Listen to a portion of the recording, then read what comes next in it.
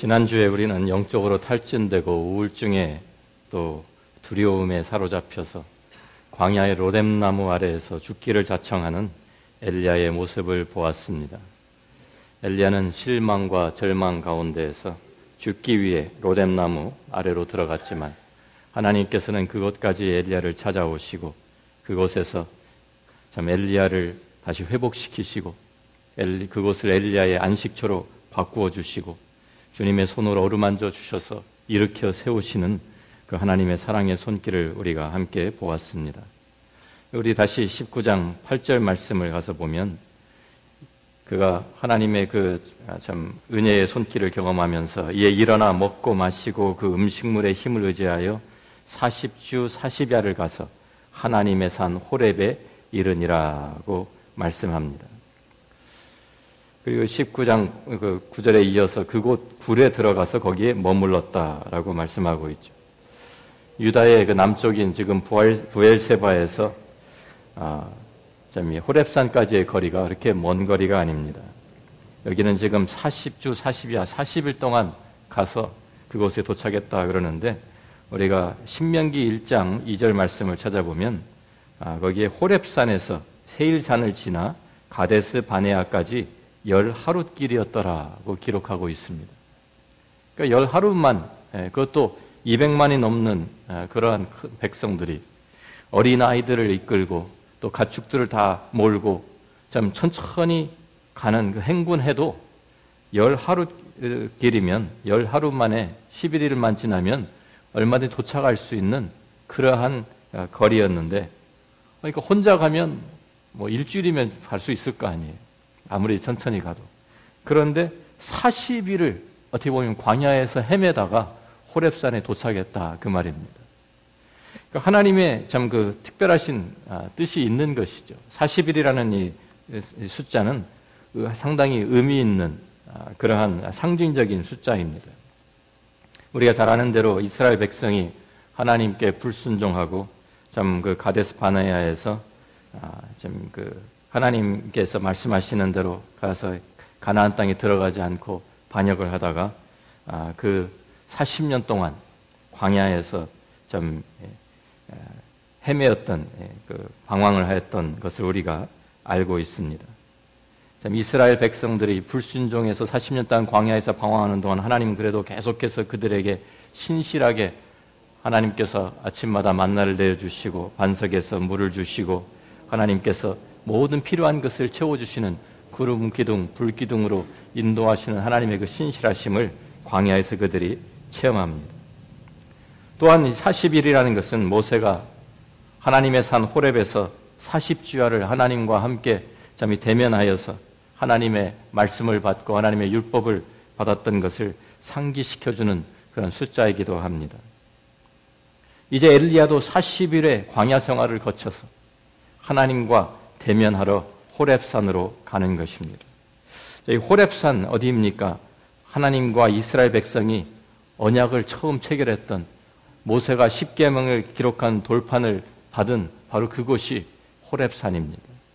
그리고 그 호렙산에 가서 그곳 굴에 호렙산에 있는 굴에 들어갔다 그러는데 바로 그 굴이라고 히브리어는 이렇게 아주 딱 집어서 이야기를 합니다.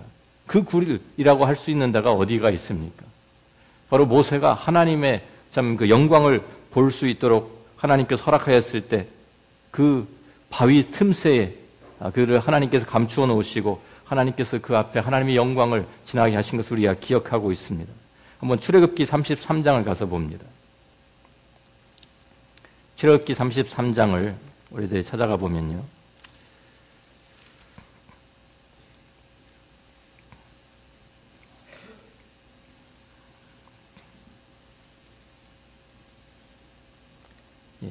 구약성경 134페이지 출애굽기 33장 17절 말씀부터 봅니다. 여호와께서 모세에게 이르시되 내가 말하는 이 일도 내가 하리니 너는 내 목전에 은총을 입었고 내가 이름으로도 너를 알미니라. 모세가 이르되 원하건대 주의 영광을 내게 보이소서. 여호와께서 이르시되 내가 내 모든 선한 것을 내 앞으로 지나가게 하고 여호와의 이름을 내 앞에 선포하리라. 나는 은혜 베풀 자에게 은혜를 베풀고 긍휼히 여길 자에게 긍휼을 베푸느니라. 또 또 이르시되 내가 내 얼굴을 보지 못하리니 나를 보고 살 자가 없음이니라. 여호와께서 또 이르시기를 보라 내 곁에 한 장소가 있으니 너는 그 반석 위에 서라. 내 영광이 지나갈 때 내가 너를 반석 틈에 두고 내가 지나도록 내 손으로 너를 덮었다가 손을 거두리니 내가 내 등을 볼 것이요 얼굴은 보지 못하리라.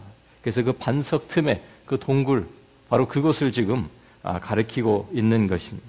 그리고 그 34장을 계속 출애굽기 34장을 보면 하나님께서 그 말씀대로 임하셔서 5절 말씀부터 보면 여호와께서 구름 가운데 강림하사 그와 함께 거기 서서 여호와 이름을 선포하실세 여호와께서 그의 앞으로 지나시며 선포하시되 여호와라 여호와라 자비롭고 은혜롭고 노하기를 더디하고 인자와 진실이 많은 하나님이라. 인자를 천대까지 베풀며 악과 과실과 죄를 용서하리라. 그러나 벌을 면제하지는 아니하고 아버지 악행을 자손 3, 4대까지 보응하리라는 하나님의 이 성품을 그에게 알려주시는 하나님의 그 계시가 모세에게 있었습니다. 바로 그곳에 지금 엘리야가 찾아간 것입니다.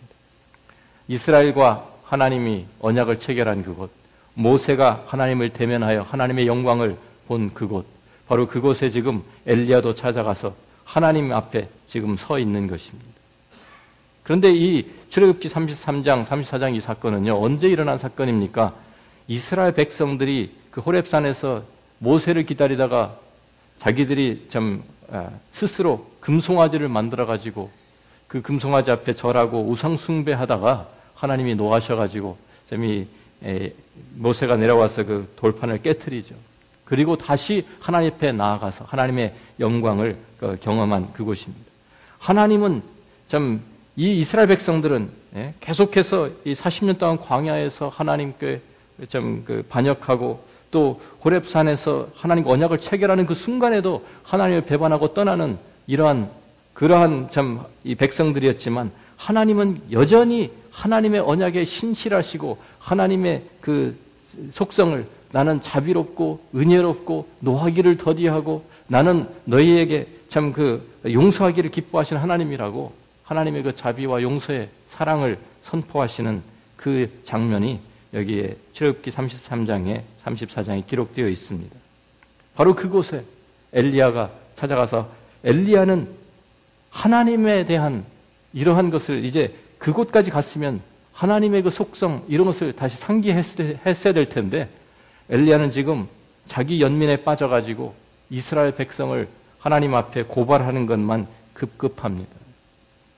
40일 동안 광야를 헤매고 지금 하나님께서 모세에게 나타났던 그 장소에 있으면서도 하나님의 그 자비와 사랑과 자기를 다시 새롭게 소생시켜 주신 하나님의 그 손길을 그가 경험했으면서도 아직 깨닫지 못하고 있는 엘리야의 모습입니다. 그리고 하나님께서 계속해서 그에게 자비를 베푸시면서 하나님께서 그를 다시 하나님의 선지자로 세우시는 장면이 오늘 본문의 내용입니다.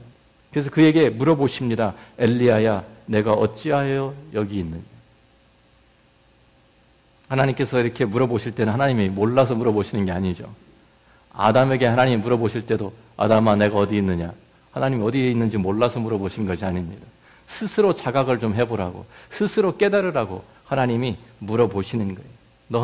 너 왜 여기 와 있냐? 너 왜 여기 있느냐? 내가 너에게 준 사명은 어떻게 하고 내가 너에게 맡긴 일들은 다 어떻게 하고 왜 여기 도망쳐서 여기 있느냐? 하나님께서 물어보시는 게 엘리야예요. 그런데 엘리야는 아직도 뭐라고 대답합니까? 그 10절에도 또 14절에도 똑같은 이 대화가 반복이 되는데요. 내가 만군의 하나님 여호와께 열심히 유별하오니 이는 이스라엘 자손이 주의 언약을 버리고 주의 제단을 헐며 칼로 주의 선자들 죽였음이오며 오직 나만 남았거늘 그들이 내 생명을 찾아 빼앗으려 하나이다. 여기 계속 반복되는 주어가 무엇입니까? 내가, 오직 나만, 내 생명, 모든 정신이 모든 것이 집중이 자기에게 가 있습니다. 자기 연민에 빠져있는 엘리야는 다른 것을 보지 못하는 것이죠. 하나님의 그 영광을 보지 못하는 것이죠. 하나님의 그 사랑과 하나님의 그 언약에 신실하신 하나님을 그가 보지 못하고 있는 것이죠. 이 엘리야는 지금 하나님 이스라엘 백성들 좀 보십시오. 여기에 체결한 그 하나님과의 언약을 다 버리고 제단을 헐고 주의 선지자들을 죽이고 나만 남았습니다. 나 혼자 있는데 나도 죽이려고 합니다. 하나님, 저는 하나님께 열심히 특별한 사람입니다. 자기를 내세우고 이스라엘 백성들은 다 완전히 내버려도 좋다는 이러한 뜻입니까? 하나님께서는 이렇게 자기 연민에 빠져있는 엘리야에게 시청각 교육을 통해서 가르쳐 주십니다. 11절에 여호와께서 이르시되 너는 나가서 여호와 앞에서 산에 서라 하시더니 여호와께서 지나가시는데 뭐가 먼저 지나갑니까? 크고 강한 바람이 산을 가르고 바위를 부수고 엄청난 하나님의 그 능력이 나타납니다. 바람이 지나갔는데 산이 막 갈라질 정도로 강풍이 불었어요. 그런데 거기에 뭐라고 써 있습니까? 그 가운데, 바람 가운데 여호와께서 계시지 아니하며 하나님의 임재는 없습니다.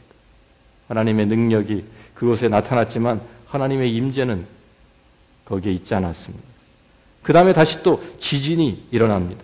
바람 후에 지진이 있으나 지진 가운데에도 여호와께서 계시지 아니하며 또 지진 후에 불이 있으나 불 가운데에도 여호와께서 계시지 아니하더니 불 후에 세미한 소리가 있는지라.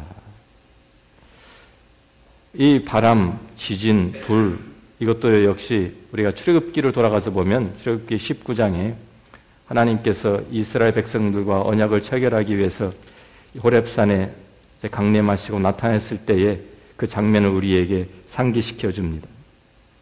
출애굽기 19장 우리가 돌아가서 보면 출애굽기 19장 16절 말씀부터 보면 셋째 날 아침에 우레와 번개와 빽빽한 구름이 산 위에 있고 나팔 소리가 매우 크게 들리니 진중에 있는 모든 백성이 다 떨더라.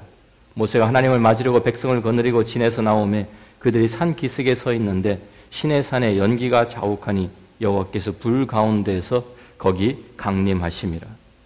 그 연기가 옹기 가마 연기같이 떠오르고 온 산이 크게 진동하며 나팔 소리가 점점 커질 때에 모세가 말한즉 하나님이 음성으로 대답하시더라.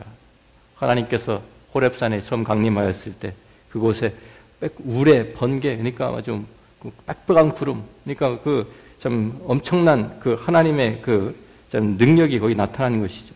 그래서 지진, 온 산이 크게 진동할 정도, 지진도 있었고요. 거기에 불도 그 좀 있어가지고 거기에 연기가 자욱했다고. 모든 그 하나님께서 좀 나타나셨을 때 그 온 산이 진동하고 바람, 좀 이 구름 여기에 아주 그냥 쌓여가지고 하나님의 그 능력이, 영광이 바람으로, 지진으로, 불로 나타난 거예요. 그리고 그 가운데서 하나님께서 모세에게 말씀하셨다 그럽니다. 이 광경이 얼마나 좀 두려웠던지 우리가 20장 18절 말씀 보면은요, 그 이스라엘 백성들이 그 우레와 번개와 나팔 소리와 산의 연기를 보면서 그들이 볼 때 떨며 멀리 서서 모세에게 이르되 당신이 우리에게 말씀하소서 우리가 들으리이다. 하나님이 우리에게 말씀하시지 말게 하소서 우리가 죽을까 하나이다 라고까지 그렇게 고백할 정도로 두려운 그러한 장면이었습니다. 지금 좀 어떻게 보면은 이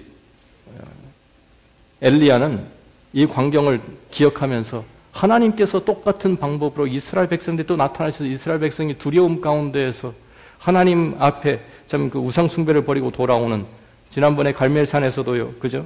하나님의 불이 임해가지고 모든 것을 다 태워버리는 이 능력을 보았으면 당연히 이 백성들이 하나님께 돌아오고 우상 숭배를 버리고 하나님 앞, 하나님의 그 능력, 하나님의 은혜, 그 하나님의 그 참 능력과 하나님의 그 놀라운 참 이러한 크신 역사 가운데 이스라엘 백성들이 다 하나님께 돌아올 줄로 생각했던 거예요.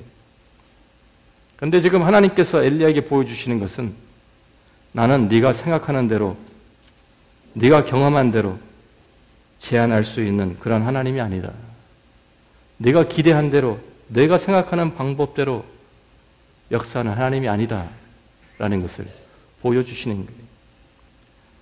전에는 불로 임하고 지진 가운데, 바람 가운데, 폭풍우 가운데 말씀하시던 그 하나님께서 이제는 그 가운데 바람 가운데도 계시지 않고 지진 가운데도 계시지 않고 불 가운데도 분명히 이 가운데 하나님이 역사하셔야 되는 데라고 생각했던 엘리야의 생각이 계속 미스하는 거예요. 하나님의 능력 나타나지만 그곳에 하나님 계시지 않았어요.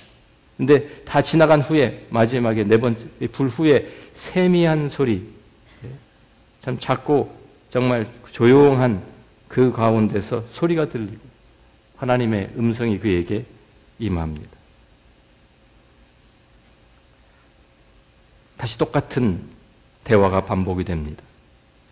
내가 어찌하여 여기 있느냐. 이러한 것을 다 보면서도 엘리야 아직도 깨닫지 못했어요. 또 똑같이 대답합니다. 내가 만군의 하나님 여호와께 열심히 유별하오니 이는 이스라엘 자손의 주의 언약을 버리고 주의 제단을 헐며 칼로 주의 선자를 죽였음이오며 오직 나만 남았거늘 그들이 내 생명을 찾아 빼앗으려 하나이다. 하나님께서 그에게 이제 다시 또 말씀을 하십니다. 이 지진, 또 바람, 불 이것들이 다 지나간 후에 하나님의 그 미세한 소리 가운데 하나님이 말씀하시는 것이 무엇을 의미할까요? 엘리야의 생각은 엘리야는 참 이러한 하나님의 능력이 엄청난 하나님의 능력이 나타나면 모든 것이 다 해결될 줄 알았는데 문제 해결될 줄 알았는데 이스라엘 백성들이 우상 숭배를 버리고 변화될 줄로 부흥의 역사 일어날 줄 알았는데 하나님께서는 그게 아니다라는 거예요. 능력이 나타난다고 어떠한 기적과 이사가 보여진다고 사람들이 변화되는 것이 아닙니다. 사람들이 변화되는 것은 하나님의 말씀, 하나님의 음성을 들을 때 그 마음 가운데, 그 삶 가운데 하나님의 음성이 심겨질 때 그때 변하는 거예요. 하나님의 그 말씀이 임하는 참 미세한 하나님의 그 참 고요한 중에 임하는 우리의 심령으로 들을 수 있는 그 하나님의 음성이 우리에게 들려질 때 우리가 우리의 삶이 새롭고 우리의 삶이 변화되는 거예요. 우리 이사야서 55장을 한번 찾아가 봅니다. 이사야서 55장을 가서 보시면 하나님께서 이 이스라엘 백성들에게 이사야를 통해서 하신 말씀이 있습니다. 1035페이지에 우리 6절 말씀부터 봅니다.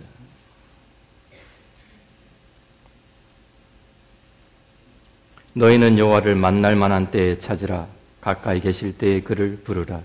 악인은 그의 길을 불의한 자는 그의 생각을 버리고 여호와께로 돌아오라. 그리하면 그가 긍휼히 여기시리라.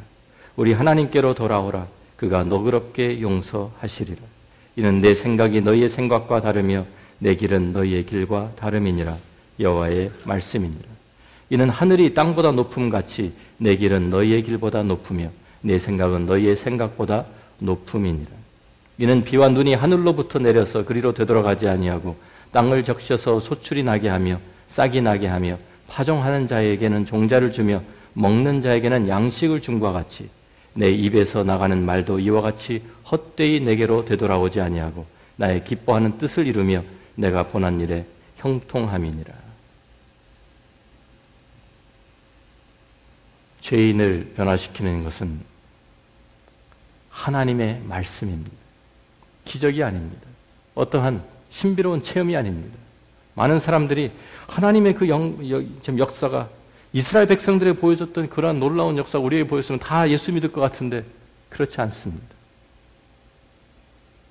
하나님의 말씀이 참 천지를 창조하신 어둠 가운데 빛이 있으라고 하신 그 말씀이 우리의 가운데 마음에 비춰질 때에만 우리가 새롭게 태어나고 거듭나고 하나님의 사람이 될 수 있는 거예요.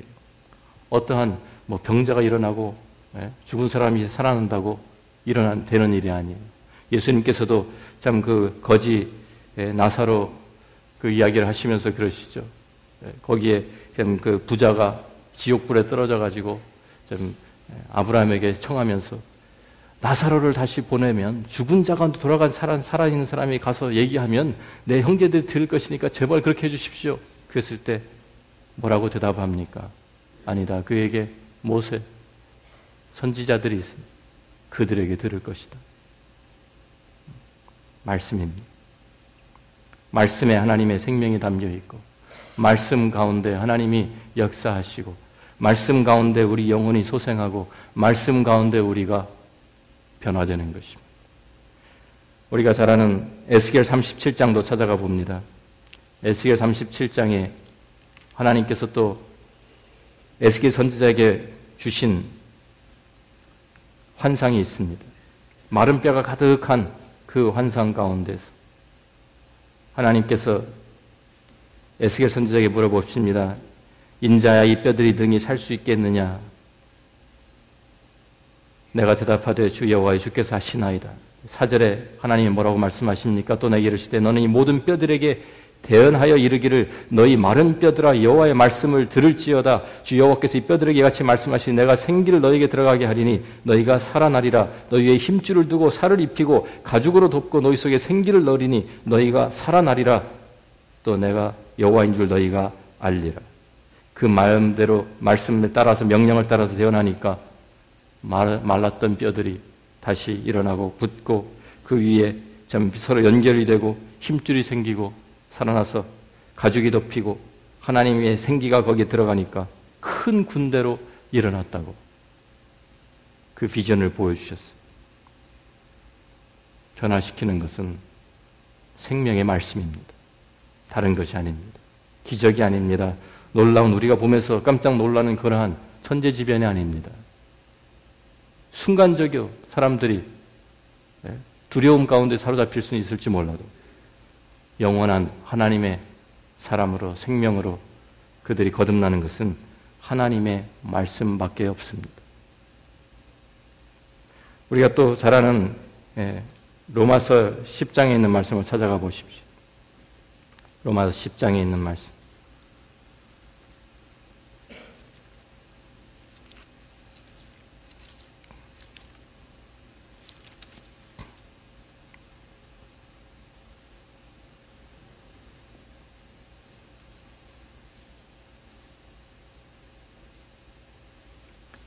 10장 13절 말씀부터 봅니다. 누구든지 주의 이름을 부르는 자는 구원을 받으리라. 그런즉 그들이 믿지 아니하는 이를 어찌 부르리요?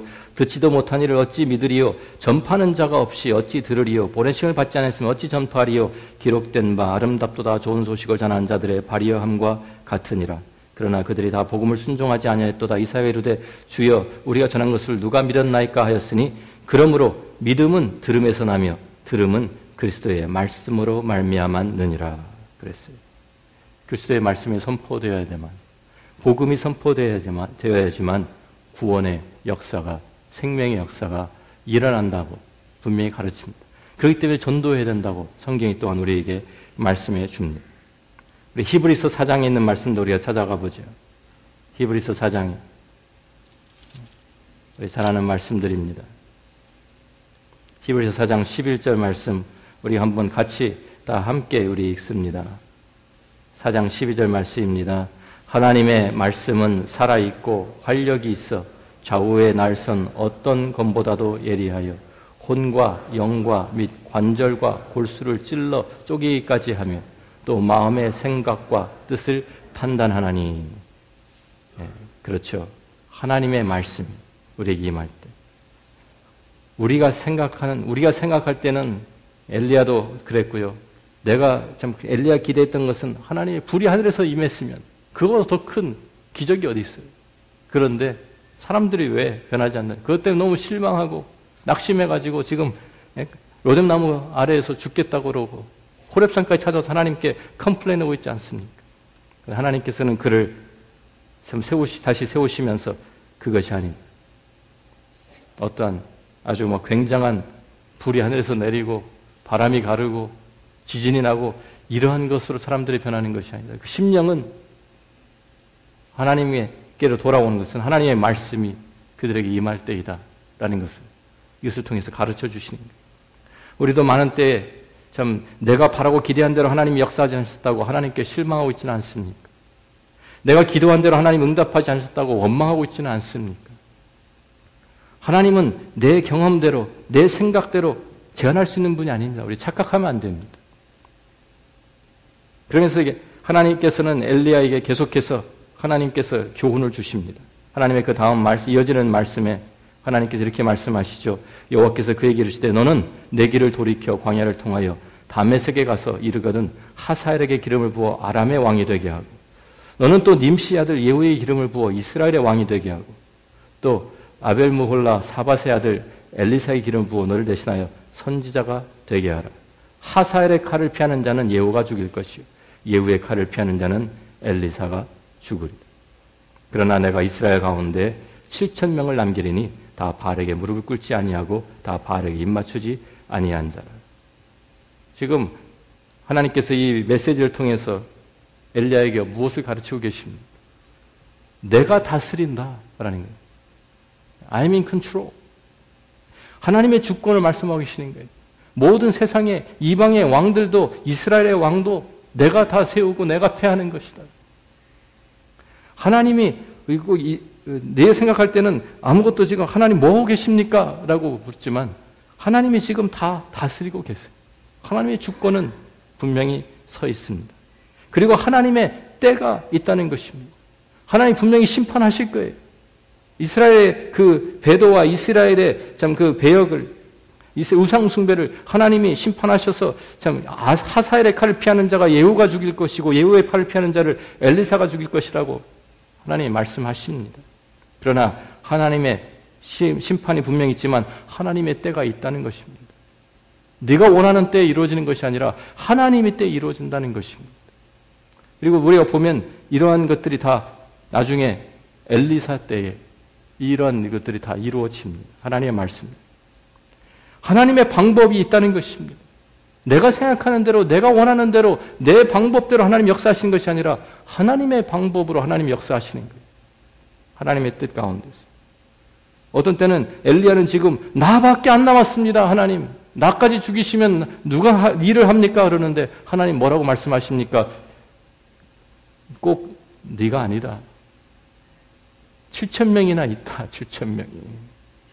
7,000명이 남아. 너가 모르는 7,000명이 남아 있어. 우리는 꼭 내 생각에 내가 없으면 아무것도 안 될 것 같죠. 지금 이 엘리야는 자기 중심으로 자기 염려에 빠져 있으니까 나까지 이제 죽어버리면 하나님 선자 하나도 안 남는데, 그런데 그게 아니에요. 하나님의 주권 가운데서 하나님의 방법으로 하나님께서 7,000명을 남겨 놓으셨습니다. 하나님께 훈수두려고 하는 사람들이 많죠. 엘리야 같이. 베드로도 우리가 마태복음 16장에 보면 우리가 참 그 가이사랴 빌립보 지방에서 좀 하나님 예수님에 대한 그는 그리스도시요 살아계신 하나님의 아들입니다고 아주 멋있는 고백을 했는데 바로 그 후에 예수님께서 내가 이제는 대제사장들과 장로들에게 넘겨져 가지고 좀 죽고 십자가에 죽고 3일 만에 다시 살아날 것이다라고 말씀하시니까 뭐라고 얘기하면 화를 내면서, 거기 보면 화를 냈다 그래요. 베드로가 주님한테 화를 내면서 일이 결단코 죽기에 미치지 아니하리라. 자기 생각과는 틀리니까, 자기가 생각했고 자기가 기대했던 것과 완전히 다른 얘기를 하시니까 주님 그러면 안 됩니다 라고 아주 그냥 주님께 훈수두는. 만약 주님이 베드로의 말대로 하셨다면 어떻게 될까요? 십자가 구속 하나도 없습니다. 하나님께서 내 방법대로, 내가 원하는 대로, 내 뜻대로, 내 시간대에 하나님이 움직이시고 역사하신다는 이런 생각을 버려야 합니다.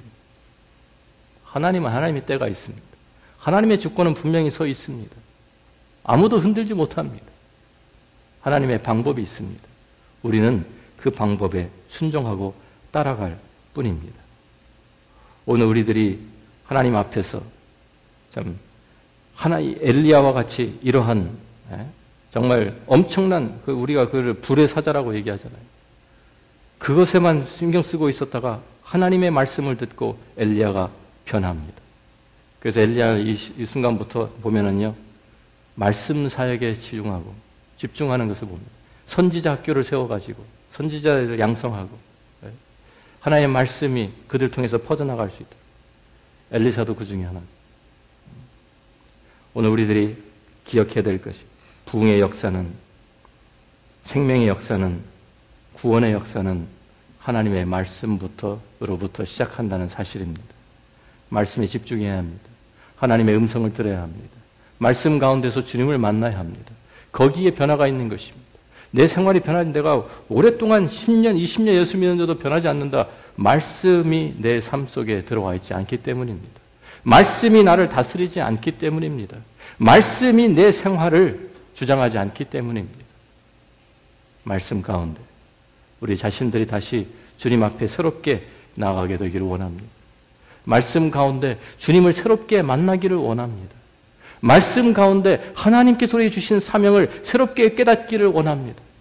말씀 가운데 하나님의 위로를 받고 말씀 가운데 소망을 우리가 보고 말씀 가운데서 하나님이 주시는 새로운 능력과 힘을 공급받으시는, 그래서 주의 사역을 다시 일어나서 엘리야와 같이 다시 새롭게 일어나서 주의 사역을 감당하시는, 사명을 감당하시는 우리 모두가 되기를 주의 이름으로 축원합니다. 기도하겠습니다.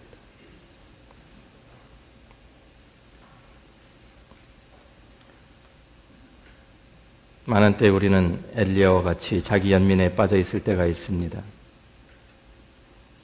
내 생각대로, 내 방법대로, 내 원하는 때에 이루어져야 정말 하나님 이 뜻이 이루어질 것 같이 생각하고 착각하는 그러한 우리들이 있습니다.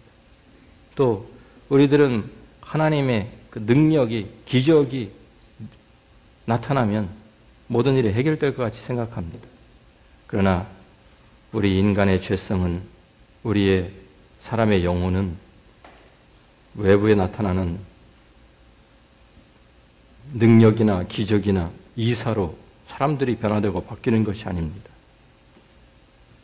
하나님의 말씀이 그에게 임하고 하나님의 관계가 그와 이루어지고 하나님의 말씀 가운데에서 그가 하나님의 선하심과 인자하심과 사랑과 용서를 깨달아야만 그 사람이 변화됩니다.